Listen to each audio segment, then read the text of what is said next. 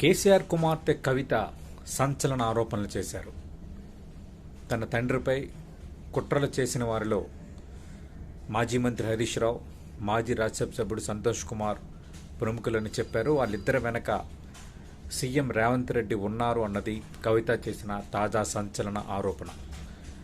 తన తండ్రిపై సిబిఐ ఎంక్వైరీకి ఆదేశించడం అంటే కాళేశ్వరం విషయంలో తన కడుపు రగిలిపోతోంది, మనసు చలించిపోతుందంటూ ఆమె కొన్ని వ్యాఖ్యలు చేశారు.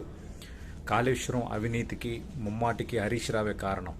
అందుకే రెండోసారి ఆయనకు ఇరిగేషన్ మంత్రి ఇవ్వలేదు, ఏ మంత్రి ఇవ్వకుండా హరీష్ రావును కేసీఆర్ పక్కన పెట్టారు. ఇప్పుడు కూడా కేసీఆర్కు డబ్బు యావ లేదు అంటూ కవిత చాలా సంచలన వ్యాఖ్యలు చేశారు. గతంలో కేటీఆర్ను ఉద్దేశించి నర్మగర్భ వ్యాఖ్యలు చేసిన కవిత ఈరోజు నేరుగా స్ట్రైట్గా హరీష్ రావు, సంతోష్ కుమార్ అలాగే మేఘా కృష్ణారెడ్డి పేర్లు తేవటం అనేది నిజంగా రియల్లీ ఇట్స్ ఎ సెన్సేషనే. దీని ఇంపాక్ట్ ఎలా ఉండబోతోంది? నేను చేస్తున్న వ్యాఖ్యల వల్ల లోకల్ బాడీ ఎలక్షన్స్లో పార్టీకి నష్టం జరగచ్చు, కానీ తప్పడం లేదు, నేను ఇలాగే మాట్లాడతా చివరి వరకు అంటూ ఆమె చేసిన వ్యాఖ్యలు చూస్తుంటే ఆమె ఇంకా బలమైన పోరాటానికే సిద్ధమయ్యారు. ఇంకా కేటీఆర్, హరీష్ రావు, సంతోష్తో తాడోపేడో తేల్చుకోవడానికి సిద్ధమైపోయారు అనేది అర్థమవుతుంది. చూద్దాం దీని ఇంపాక్ట్, పొలిటికల్ రిప్రికేషన్స్ ఎలా ఉండబోతున్నాయో.